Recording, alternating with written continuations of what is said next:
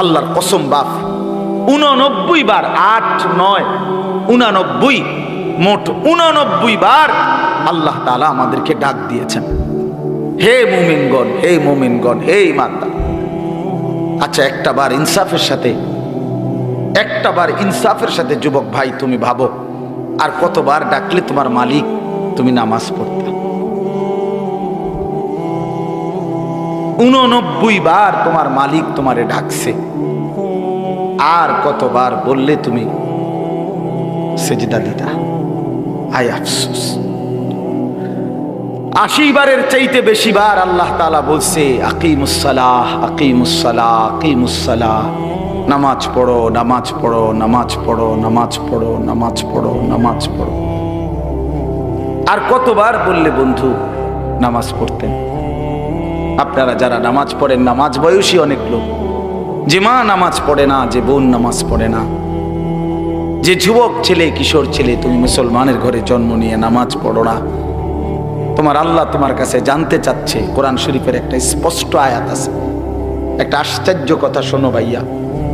কোরআন শরীফে 29 নম্বর পারায় একটা সূরা আছে, সূরায়ে মুরসালাত। এই সূরাটার নাম কোরআনুল কারীমের, আমি বলতেছি পরে দেখলে কারো মন চাইলে, 77 নম্বর সূরা, কোরআনুল কারীমের 77 নম্বর সূরা। এই সূরাটার নাম হলো মুরসালাত।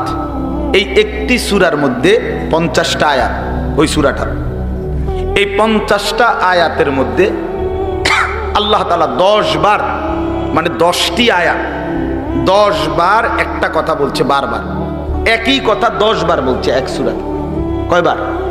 কি? ওয়াইলুন ইয়াউমাইদিল লিল মুকাদ্দিবিন, ওয়াইলুন ইয়াউমাইদিল লিল মুকাদ্দিবিন। হে আমার মিথ্যাবাদী নাফরমান বান্দা, শোনো, সেদিন হাসরের ময়দানে তোমাদের জন্য জাহান্নাম। এই কথাইটা 10 বার বলছে এক সূরাতে। ওয়াইলুন ইয়াউমা, এই অপদার্থ, এই বেটা ফালতু বেটা, তুমি বেটা বাহিরে গিয়া ভিডিও করো বেটা, ফালতু ছেলে বেটা, যা বেটা। এমন 2-1 জন শ্রোতা না হলে কি হয়েছে বেটা? কেউ রে ছেড়ে দেওয়া যাবে না, সাফ কথা মিয়া। মুসলমানের এই সন্তান আমাদের সন্তান, এরা আমাদের ছেলে। 16 বছর, 14 বছর, 18 বছরের বাপ, মুসলমানের বাচ্চা লাগাম ছাড়া এক জিন্দেগি যাপন করতেছে। মা, বাবা, অভিভাবক, এলাকার মানুষ, কারো কোনো তত্ত্বাবধান বলতে কিচ্ছু নাই। একটা মোবাইল, আর ছেলেটা নিজে জন্তু জানোয়ারের মতো জিন্দেগি কাটাইতেছে। নিজের মতো খায়, নিজের মতো চুল রাখে, নিজের মতো জামা পরে, সারা রাত উলঙ্গ ছবি দেখে, অনলাইনে লাখ লাখ টাকা জুয়া খেলে, মেয়ের পিছনে ঘুরে উলঙ্গ দৃশ্য দেখে। এটা জানোয়ারের জিন্দেগি ছাড়া অন্য কোনো জীবন হতে পারে না বেটা। এটা মানুষের বাচ্চার জীবন নয়, মুসলমানের সন্তানের জীবন নয় বেটা। মুসলমান এত পাগল না, মুসলমান এত ছাগল না। আজকে আমি জুমার নামাজে যাইতেছি, আমার এলাকার বাজার, গরু বাজার, আমি নিজ চোখে দেখছি, আল্লাহর কসম, আমার নিজ চোখে দেখছি ছাগল বাজারের মধ্যে যে ছাগলটি উঠছে, ওমা 3-4টা মানুষরূপী ছাগল আইটা ছাগলটির ভিডিও করতে আছে। ওইটা কি ছাগল?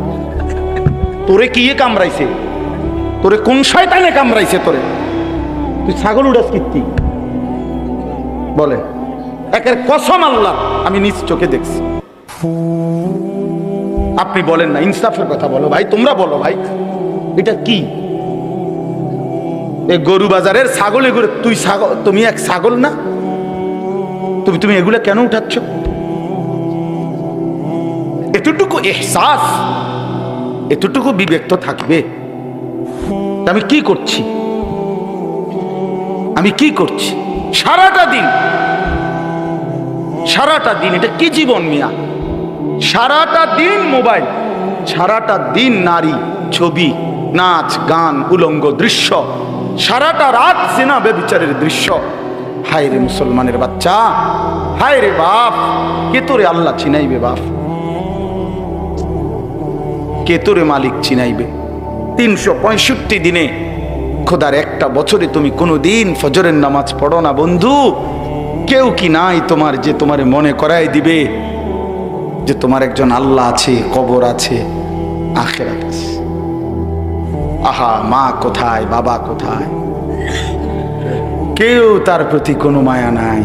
ছেলেটা নষ্ট হয়ে যাইতেছে, চরিত্রহীন হয়ে যাইতেছে, চোখের সামনে একটা সুন্দর জীবন শেষ হয়ে যাচ্ছে, কারো কোনো আফসোস নেই। আফসোস নারী দেখতে দেখতে, ছবি দেখতে দেখতে, বন্ধুদের আড্ডা দিতে দিতে ছেলেটা শেষ হয়ে যাইতেছে। আমরা বুঝি না বাপ, তোমাকে চেহারা দেখলেই তো বোঝা যায়, চুল দেখলেই তো বোঝা যায়, তোমাদের সুরত দেখলেই তো বোঝা যায় কয়জন নামাজ পড়ো আর কয়জন পড়ো না। বোঝা যায় না বাপ? বেনামাজি দেখলেই তো চিনা যায় বন্ধু, বেহায়া দেখলেই তো চিনা যায়, দুশ্চরিত্র দেখলেই তো চিনা যায়, অসভ্যরে দেখলেই তো চিনা যায়, নির্লজ্জ বেহায়াকে দেখলেই চিনা যায়। আহা, বহুতই আফসোস, আপনারা জানেন না এটা। বয়স্ক বাবাদেরকে বলছি, আজ মুসলমানের মা বাপ সবাই ব্যস্ততা হলো খাট পালং, সোফা, ফার্নিচার, ইট বালু, সিমেন্ট, টাইলস, এই নিয়ে ব্যস্ত। ঘর সাজাচ্ছে, ফার্নিচার বানাইতেছে, আসবাব কিনতেছে, মজার মজার বাজার করতেছে, 10 আইটেমের রান্না হচ্ছে, খাচ্ছে, ফুর্তি করতেছে। বাকি টাইম কেউ, বয়স্ক চাচারা চা দোকানে টেলিভিশন, মা বোনরা ঘরের মধ্যে টেলিভিশন, আর মুসলমানের সন্তান প্রত্যেকে একটা একটা মোবাইল নিয়ে অবসর কাটাইতেছে। খালাস, এরই নাম মুসলমান? এটাই মুসলমানের মহল্লা? এটাই আমাদের জিন্দিগি? এখানেই শেষ আমরা? তো বলতেছিলাম, আল্লাহ তাআলা বলছে, বান্দা ফাবিআইয়ি হাদিসিন বাদাহু ইউমিনুন। এই কথাটা বলতেছিলাম যে এই সূরা মুরসালাতের মধ্যে আল্লাহ তাআলা 10 বার বলছে ওয়াইলুন ইয়াউমাইদিল লিল মুকাদ্দিবিন, তোমরা যারা মিথ্যাবাদী, নাফরমান, পাপী, শোনো তোমাদের জন্য সেদিন জাহান্নাম। এই 10 বার বইলা আমার ভাই, আমি যে কথাটা বলতে চাচ্ছি, প্রিয় সন্তান, আমার ছেলেরা আমার, শোনো বাপ, আল্লাহ তাআলা লাস্ট কথাটা সূরাটা শেষ করছে একটা কথা বইলা শেষ, ফাবিআইয়ি হাদিসিন বাদাহু ইউমিনুন। আল্লাহ বলছে, আমার বান্দা এরপরে আর কেমনে বললে, আর কতবার বললে, আর কোন কথা বললে, আর কোন কিতাব নাজিল করলে, তুই আমার বান্দা, তুই আমার কথা শুনতি, আমি বুঝলাম না বান্দা, আর কেমনে বললে বুঝতি? 89 বার ডাক দিয়েও তোর কলিজাটা নরম করতে পারলাম না, 80 বারের চাইতে বেশি বার নামাজের কথা বলেও তোর দিল নরম করতে পারলাম না। এক সূরাতে 10 বার তোকে 50 আয়াতের মধ্যেই 10 বার বলে তোরে জাহান্নামের ভয় লাগাইতে পারলাম না। ফাবিআইয়ি হাদিসিন বাদাহু ইউমিনুন, এরপরে আর কি বললে বান্দা, আর কেমনে বললে, এই কিতাবের চাইতে আর কোন কিতাব নাজিল করলে তুই আমার কথা মানতি বান্দা? বল না বান্দা, বলো ছেলেরা, একটা ছেলে বলো বাপ, একজন ছেলে বলো দোস্ত, তোমার মালিক আর কতবার বললে তুমি নামাজ পড়তা? এই কোরআনের চাইতে দামি আর কোন কিতাব নাজিল করলে তুমি নামাজ পড়তা? এর চাইতে উত্তম এত কতবার বললে? আল্লাহর নবী সাল্লাল্লাহু আলাইহি সাল্লাম, আল্লাহর কসম বন্ধু, উম্মতের আমল নামা নবীজি সাল্লাল্লাহু আলাইহি সাল্লাম হাসরের ময়দানে দেখবে, নবীজির সামনে আমল নামা নবী হাতে নিবে, দেখবে। যখন আমল নামা হাতে নিয়ে দেখবে নবী, পৃষ্ঠার পর পৃষ্ঠা ফজরের নামাজ নাই, 5 ওয়াক্ত নামাজ নাই, হালাল রিজিক বলতে কিছু নাই, 30 বছর সুদের টাকা, ঘুষের টাকা, কিস্তির টাকা, 30 বছর ধরে নাচ গান, নাটক, সিনেমা, ঘরে টেলিভিশন, বাজারে টেলিভিশন, স্ত্রী বেপর্দা, ছেলেটা নামাজ পড়ে না, মেয়েটা পর্দা করে না, নিজে বিড়ি সিগারেটের মধ্যে আসক্ত, কারো নামাজ নাই, বন্দিগি নাই, কোরআনের তিলাওয়াত নাই, এই আমল নামা দেখে আল্লাহর কসম নবী জিজ্ঞাসা করবে, উম্মত এত বড় বেইজ্জতি তুই আমারে কেমনে করলি? উম্মত আমার সামনে এটা তুই কি দিলি? তুমি কি জানো উম্মত, আমি 23টা বছর টানা তোর জন্য কেঁদেছিলাম উম্মত। আমি এমন কাঁদা কাঁদছি রে উম্মত তোদের জন্য। এশার নামাজের পরে দাঁড়াইছি, ফজরের আজান পর্যন্ত আমি আমার মালিকের কাছে তোদের জন্য, উম্মতের জন্য চোখের পানি ফেলে কাঁদছিলাম। আমার এত চোখের পানি তোর দিল গলাইতে পারলো না। আমি তায়েফের পাথরের আঘাতে আমার পিঠটা চালনির মতো ছিদ্র ছিদ্র হয়ে গেছে রক্তে। আমি বুকে পেটে 2টা পাথর বাঁধছি ক্ষুধার কষ্টে। আমি উহুদের দান্দান শহীদ করা রক্তে উহুদের ময়দানে পড়েছিলাম বেহুশ হয়ে। আমার ঘরের চুলায় 3 মাস রান্নার জন্য কোনোদিন চুলায় আগুন জ্বলে নাই। আমার এত চোখের পানি, এত রক্ত, এত ক্ষুধার কষ্ট, কিছুই তোর মন গলাইতে পারলো না, তোরে সেজদা দিতে পারলো না। এটা আমার সামনে কি আনলা? আমি এই আমল নামা নিয়ে আল্লাহর সামনে কেমনে দাঁড়াবো? আমি কেমনে বলবো আমার মালিকের কাছে? আমি কি সুপারিশ করব? আমি কেমনে বলবো রব্বুল আলামিন এটা আমার শ্রেষ্ঠ নবীর শ্রেষ্ঠ উম্মতের আমল নামা? বল ভাই আমার, তুমি বলো, তুমি বলো।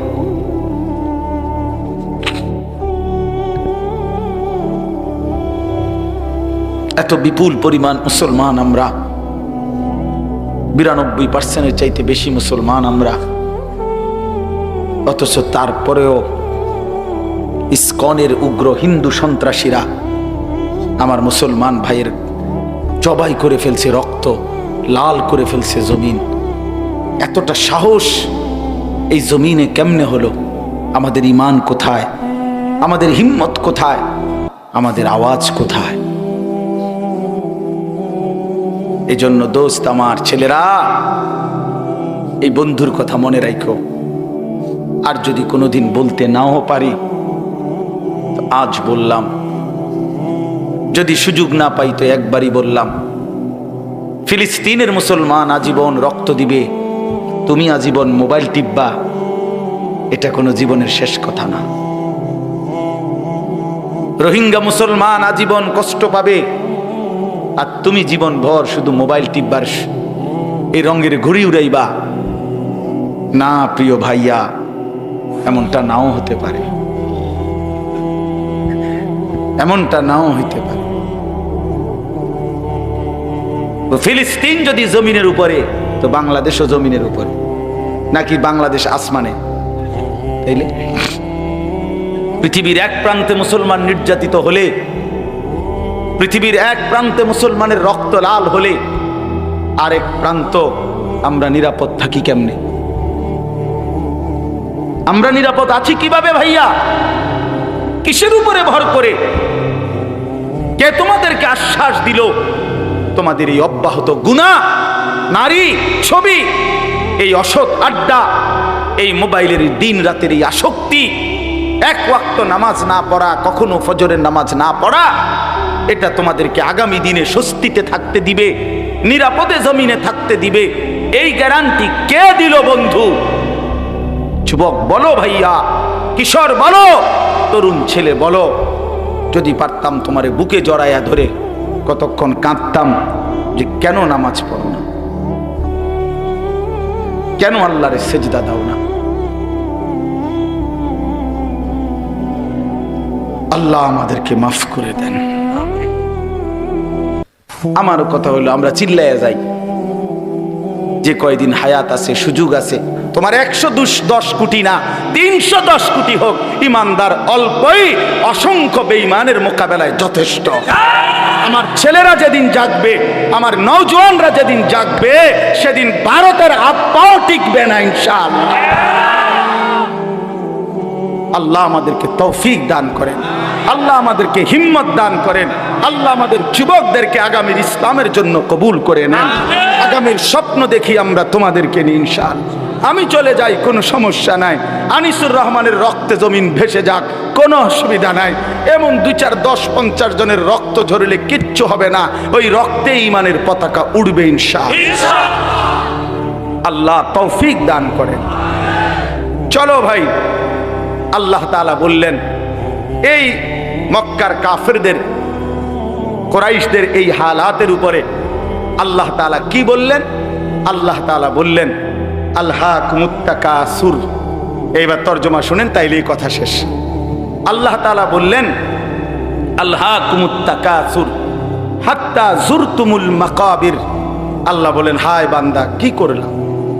অর্থ সম্পদ, ঘর বাড়ি, বংশধর, এই দুনিয়া নিয়া বাড়াইবার নেশা তোমাদেরকে আলহাকুম দুনিয়ার মধ্যে ডুবাইয়া ফেললো, আখিরাত ভুলাইয়া দিল।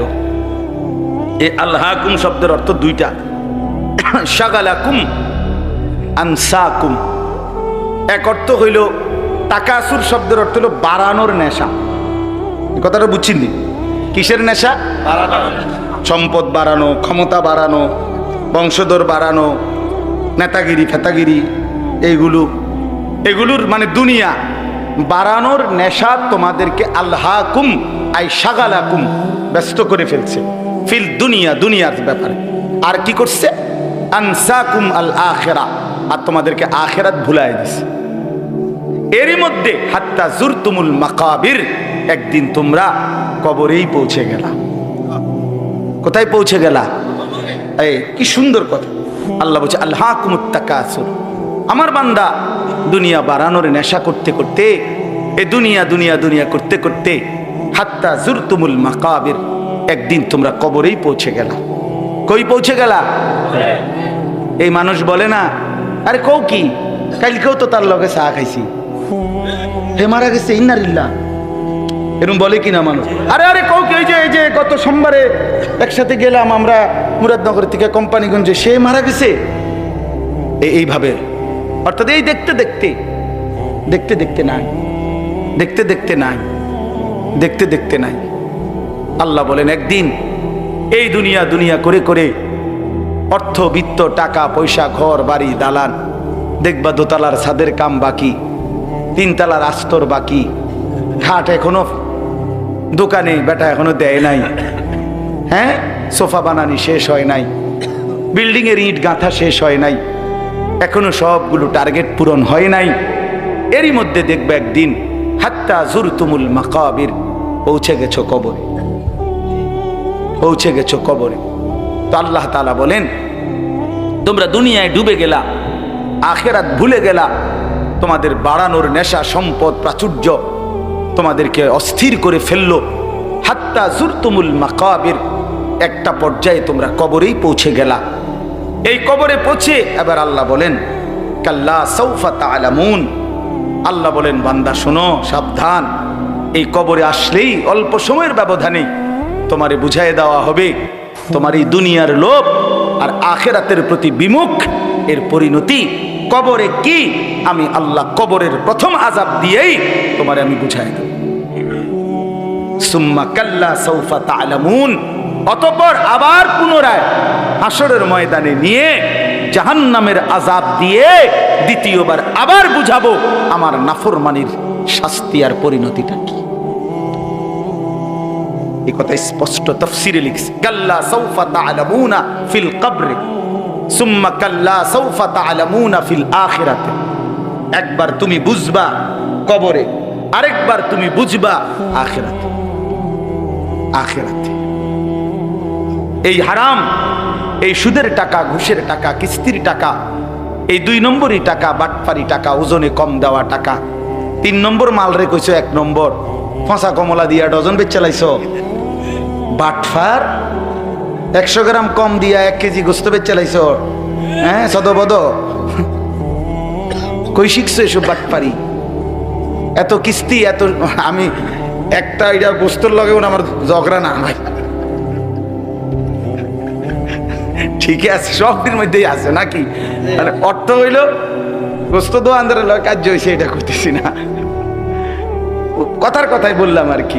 মানে উদ্দেশ্য হইল এইভাবে 900 করে ওজনে কম দিয়ে কাস্টমারকে ঠকাইয়া সুদে, কিস্তিতে, লোনে, ঘুষে, মিথ্যায় যা রোজগার করলা বান্দা, দুনিয়া দুনিয়া, শুধু দুনিয়া দুনিয়া, শুধু দুনিয়া দুনিয়া। আহা মুসলমান, শুধু দুনিয়ার জন্য আজীব। আমার কাছে বিশ্বাস করেন, আমার মনটা দোয়া চায়, জোর দোতলার সার ডালাই কিন্তু দোয়া করে দেন, একটা মোটরসাইকেল কিনছি, দোয়া করে দেন, দোয়া করে, এটা এই বিটটা লইছি, দোয়া করে দেন।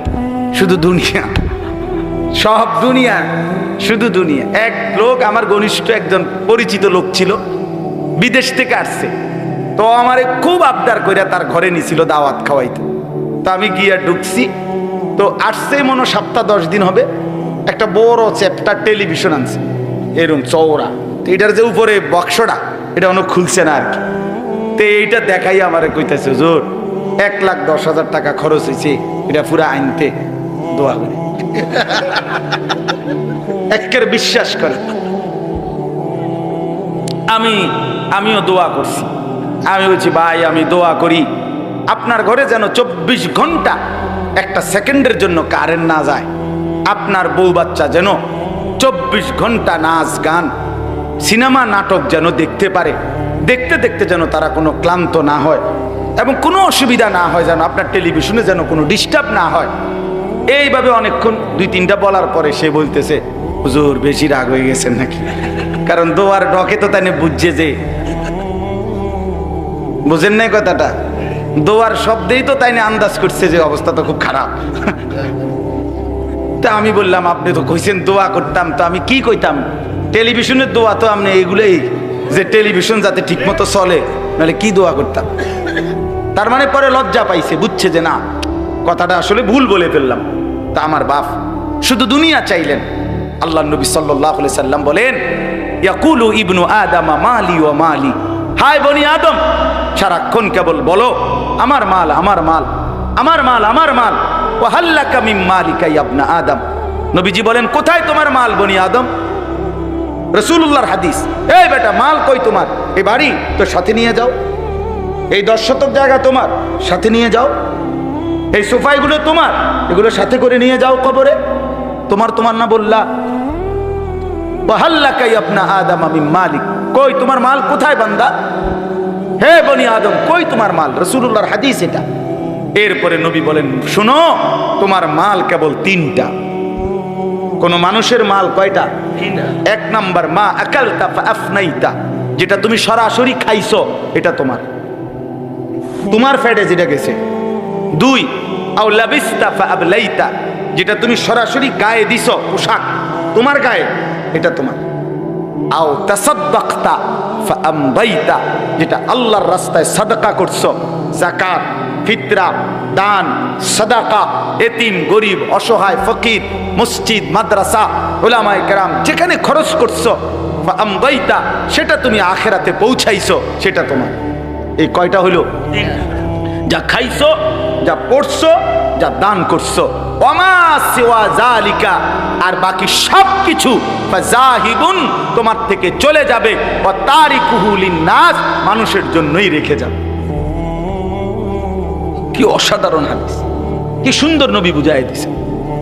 রাসূলুল্লাহ সাল্লাল্লাহু আলাইহি সাল্লাম বলেন, লাউ আন্না লি ইবনি আদামা ওয়াদিয়াম মিন যাহাবিন, নবীজি বলেন, কোন বনি আদমকে যদি একটা পাহাড় স্বর্ণ দেওয়া হয়, লা আহাব্বা আন ইয়াকুনা লাহু ওয়াদিয়ানে, সে চাইবে 2টা পাহাড় স্বর্ণ। ওয়ালান ইয়ামলা আফাহু ইল্লা তুরাব, এরপরে নবীজি বলেন, শোনো, তার মুখ ভরবে না, নাফরমানের দুনিয়া লুভির মুখ ভরবে না, পেট ভরবে না, ইল্লা তুরাব, কবরের মাটি দেওয়া পর্যন্ত। তার মুখে যখন কবরের মাটি পুরাবে, তখন তার পেট ভরবে, মুখ ভরবে। ওয়ালান ইয়ামলা আফাহু, তার মুখ ভরবে না, ইল্লা তুরাব। এজন্য বাপ আল্লাহ তাআলা বললেন, আলহাকুমুত তাকাসুর হাত্তা যুরতুমুল মাকাবির, দুনিয়ার লোভ, দুনিয়ার লোভ, আখিরাত থেকে ভুলে যাওয়া, এটা তোমাদেরকে দুনিয়া ব্যস্ত করে দিল, আখিরাত ভুলে দিল। একদিন তোমরা কবরস্থানে পৌঁছে জানতে পারবা তোমাদের এই নাফরমানির পরিণতি কি, আবার হাসরের ময়দানে জানতে পারবা। আমার ভাই, এজন্য কবরের আযাব বড় বেশি ভয়ানক, বড় বেশি ভয়ানক। আল্লাহর নবী সাল্লাল্লাহু আলাইহি সাল্লাম বলেন, তিনটা প্রশ্নের জবাব যে কবরে দিতে পারবে না, নবীজি বলেন আল্লাহ তাআলার পক্ষ থেকে বলা হবে, ফাফরিশুহু মিনান নার ওয়ালবাসুহু মিনান নার ওয়াফতাহু লাহু বাবান ইলান নার। এই ফেরেশতারা, নাফরমানের কবরে জাহান্নামের বিছানা বিছিয়ে দাও, জাহান্নামের পোশাক পরিয়ে দাও, জাহান্নাম বরাবর দরজা খুলে দাও। এই হলো এক, ফেরেশতারা এটা করবে। দুই নাম্বার, আল্লাহর নবী সাল্লাল্লাহু আলাইহি সাল্লাম বলেন, ওয়ায়ুদাইয়াকু লাহু কবরুহু। দুই নম্বরে, প্রিয় বন্ধু আমার, আল্লাহ রাসূল বলছে কবর তারে একটা চাপ দিবে, কবরের মাটি সংকীর্ণ হয়ে যাবে, ডান পাশের মাটি বাম দিকে, বাম দিকের মাটি ডান দিকে, এভাবে চলবে। আল্লাহ রাসূল, খোদার কসম বাপ, আমি যদি সামনে যাইতে পারতাম তাহলে বলতাম তোমার কাছে। আল্লাহর নবী সাল্লাল্লাহু আলাইহি সাল্লাম বলছে, উম্মত, কবর এত জোরে চাপ দিবে নাফরমানকে, ডান পাশের হাজরের পাজরের এই হাড্ডি এগুলা ভাঙ্গা বাম দিকে ঢুকে যাবে, বাম দিকের গুলো ডান দিকে ঢুকবে। কিভাবে? নবীজি বলছে, হাত্তা তাখতালিফা আদলাউহু। আমাদের উস্তাদ আমগরে মাদ্রাসায় পড়াইবার সময় বুঝাইছিলেন যে নবী বলছেন এইভাবে দুই আঙ্গুল এগুলো যেমন একটা আরেকটার মধ্যে ঢুকে যায়, আল্লাহর কসম পাজরের হাড্ডি এ পাশের গুলো এই পাশে এইভাবে ঢুকে যায়। প্রিয় বন্ধু আমার, ভাবতে শিখো। তিন নাম্বার, রাসূলুল্লাহ সাল্লাল্লাহু আলাইহি সাল্লাম বলেন, ওয়ায়ুদরাবু লাহু।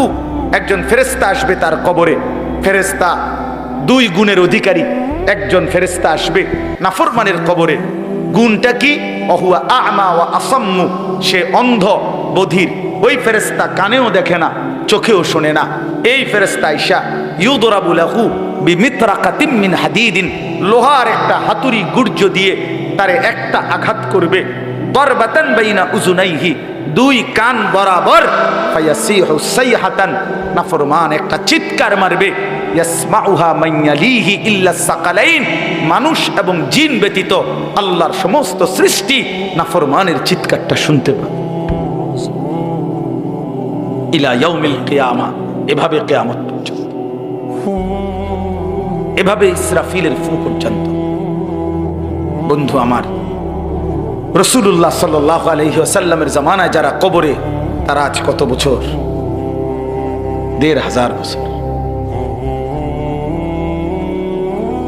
ইব্রাহিম আলাইহিস সালামের জামানায় যারা কবরে গেছে, তারা কবরের জীবনে পড়ে আছে আজ কত বছর? ভেবে দেখো ভাইয়া। নূহ আলাইহিস সালামের জামানায় যারা কবরে গেছে, তারা কবরের আযাব ভোগ করতেছে আজ কত বছর? সর্বশেষ যেই ব্যক্তি কবরে যাবে, উলামায়ে কেরাম, মুহাদ্দিসিনে কেরাম কেউ কেউ বলে তাকেও হয়তো কবরে অপেক্ষা করতে হবে। সর্বশেষ ব্যক্তি ৪০,০০০ বছর। শেষ ব্যক্তিটার কবরে যদি আযাব হয়, তার অবস্থা কতক্ষণ অপেক্ষা করবে কবরে?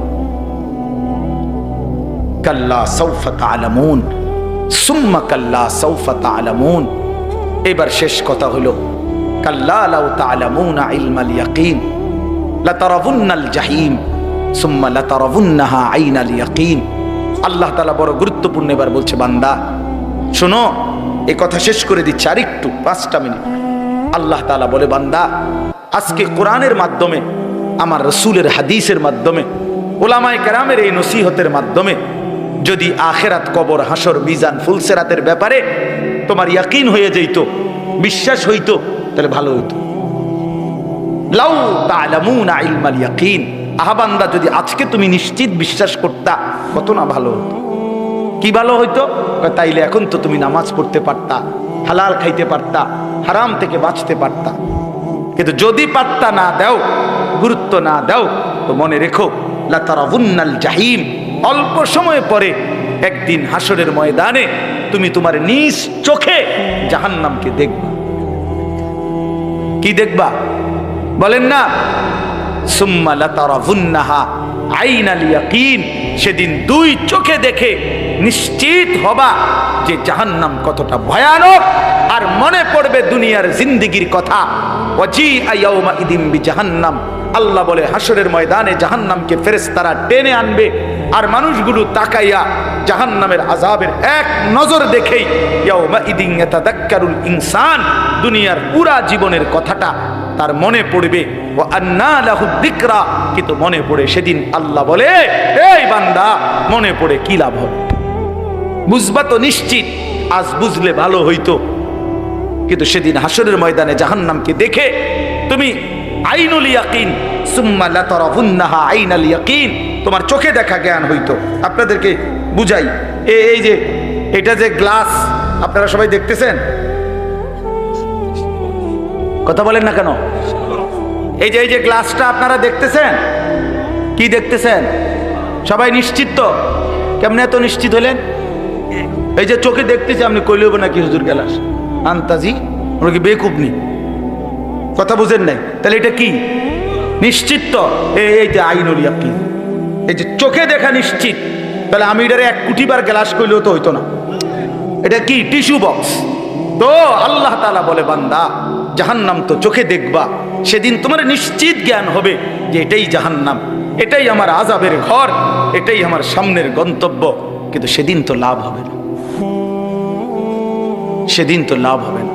কিশোর ছেলে আমার, যুবক বন্ধু আমার, প্রিয় ভাই আমার, নষ্ট হইও না, চরিত্রহীন হইও না, দুশ্চরিত্র হইও না, বন্ধু অসৎ বন্ধুর পাল্লায় যাইও না, নারীর আসক্ত হইও না, মোবাইলের আড্ডা জুয়ার আড্ডায় যাইও না বন্ধু। জীবনটা খুব কষ্ট হবে, এখনো আগামীতেও। সর্বশেষ কথা হলো সুম্মা লাতুসআলুন্না ইয়াউমাইদিন আনিন নাঈম। আল্লাহ তাআলা বলেন, অতঃপর হাসরের ময়দানে নিয়ে বান্দা মনে রেখো, আমার দেওয়া দুনিয়াতে আমি আল্লাহ বিন্দু বিসর্গ যত নিয়ামত দিয়েছি, আমার দেওয়া এই আসমান জমিন চন্দ্র সূর্য গ্রহ নক্ষত্র, আলো বাতাস রোদ বৃষ্টি, হাসি কান্না ফল ফুল ফসল ক্ষেত পানি সাগর নদী স্ত্রী সন্তান চোখ নাক কান হাত পাও নিঃশ্বাস, আমি আল্লাহ তাআলা যা দিয়েছি এক বিন্দু প্রতিটি বিন্দু বিসর্গ আমার নিয়ামত। আমি আল্লাহ জিজ্ঞেস করব, শুকর আদায় করছো কদ্দুর, নাফরমানি করেছো কদ্দুর। সুম্মা লাতুসআলুন্না ইয়াউমাইদিন আনিন নাঈম। প্রতিটি নিয়ামতের ব্যাপারে বান্দা জিজ্ঞেস করব, একটাও ছাড়ব না। প্রতিটা হাসি প্রতিটা কান্না হিসাব দিতে হবে, প্রতিটা চোখের পলক হিসাব দিতে হবে, নিঃশ্বাসের প্রতিটা হিসাব দিতে হবে, প্রতি ঢোক পানি যে পান করছো হিসাব দিতে হবে, প্রতি লোকমা খাবার খেয়েছ হিসাব দিতে হবে বন্ধু। চোখের প্রতিটা পলকের হিসাব দিতে হবে, কানের প্রতিটা শ্রবণের হিসাব দিতে হবে, কদমের প্রতিটা হাঁটার হিসাব দিতে হবে, হাতের প্রতিটা উঠানামার হিসাব দিতে হবে। প্রিয় বন্ধু আমার, ইন্নাস সামা ওয়াল বাসারা ওয়াল ফুআদা কুল্লু উলাইকা কানা আনহু মাসউলা। আল্লাহ বলে, মনে রেখো বান্দা, তোমার কান তোমার চোখ তোমার দিল তিনটাকেই আমি আল্লাহ প্রশ্ন করব। তোমার দিলও বলে দিবে তুমি কি কি কল্পনা করছো। শাহিদা আলাইহিম সামউহুম ওয়া আবসারুহুম ওয়া জুলুদুহুম। তোমার কান তোমার চোখ তোমার সারা দেহের চামড়া আমি আল্লাহর কাছে তোমার জিন্দেগির সাক্ষ্য দিবে। ইয়াউমাইদিন তুহাদ্দিসু আখবারাহা। তোমার পায়ের নিচের জমিন তোমার ব্যাপারে সাক্ষ্য দিবে। আল্লাহ বারবার বলছে, শেষ কথা। প্রিয় ভাই আমার, বাবারা আমার, প্রত্যেকেই ফিকির করেন, মানুষের ফিকির করেন, খাটফালমের না। ইডি হুদ্দা একবারে শুধু এই সোফা যে বেটা বানাইছেন আমনে ময়রা চাচা 20 বছরের মাথায় আমনে শুধু একটা বার ফেরেশতারে বলিয়া বলে, ভাই একটা ঘন্টা জামু আর আমি তো আমার ঘর চিনি, দেরি হইতো না, অন্যদিকে যাইতাম না। শুধু আমার ঘরে আমি বহুত কষ্টে খাট পালং সোফা ফার্নিচারটি বানাই দিয়েছিলাম। এটি কোনোটা নষ্ট হয়েছে নি করতে চাই আসলে এই কথাটা বলিয়া যদি আপনি কবর থেকে 20টা বছরের মাথায় আরেকবার আইসা দেখেন, আমনের ঘরে ঢুকলে আপনি কিচ্ছু খুঁজা পাবেন না। যদি পুতেরে আর নাতিরে বলেন, কিরে নাতি পুত, আমি যে সোফাটি বানাইছিলাম হেডি কই, ওই বলবো আব্বা এটি চলে না। কি কর না করি, আর গত 5-7 বছর আগে তো হালাই দিছি, এটি চলে না। ধোকা ধোকা, দুনিয়া ধোকা ধোকা ধোকা ধোকা, ধোকার দুনিয়া। এজন্য মাঝ বয়সী বাবা আপনাদেরকে বলি, খাট পালং আর সোফা, ক্ষেত ফসল আর জমি, ইট বালু আর সিমেন্ট এর হিসাব না দিয়া স্ত্রী সন্তানের হিসাব দেন। ছেলেটা নামাজি কিনা, মেয়েটা পর্দানসীন কিনা, স্ত্রী পর্দানসীন কিনা, ছেলের বউ পর্দা করে কিনা, মেয়ের জামাই আপনার হালাল খায় কিনা, ছেলের রোজগার হালাল কিনা, ঘরে টেলিভিশন বন্ধ কিনা, সকলে আল্লাহর কোরআন পড়ে কিনা, সবাই ফজরের নামাজ পড়ে কিনা। বেড়া হইলে এই মাইক দিয়া এনে এনে খারাইয়া কোন কোন, হ্যাঁ আপনি বলেন ভিডিও হইবে, এখন রেকর্ডিং হইবে, কোন আসেন। আমার আব্বা মৃত্যুর সময় আমরা 5 ভাই 3 বোন আর আমাদের ছেলে মেয়ে মিল্লা 25 জন, আলহামদুলিল্লাহ আল্লাহকে সাক্ষী রেখা বলি, এই 24-25 জন ছেলে মেয়ে নাতি নাতনি মিলে আমার আব্বা লম্বা করে বিছানো ঘরে ছিল। আব্বার চারদিকে আমরা জীবিত, তখনও শেষ অবস্থা আব্বার, আল্লাহর কোরআন পড়তেছিলাম, ছোট বাচ্চাগুলো পর্যন্ত। এই অবস্থায় আমার বাবার দুনিয়া থেকে বিদায় নিছেন। আমি আমার মারে বলছিলাম, মা আপনি কাঁদেন না মা, একটু পরে বাপেরে কবরে যদি ফেরেশতা প্রশ্ন করে মান রব্বুক, তোমার রবকে, তো আমার বাপ বলবে ফেরেশতা রবের কোরআন পড়ার জন্য 25 জনকে জমিনের উপরে রাইখা আসছি, রব চিনব না কেন রে বেটা, রব চিনব না কেন, রব চিনব না কেন, আল্লাহকে চিনব না কেন, মালিক কেমনে না চিনে, মনিব কেমনে না চিনে বাপ। এজন্য আজকে নিয়ত করি আমরা ইনশাআল্লাহ সেজদা করব ইনশাআল্লাহ।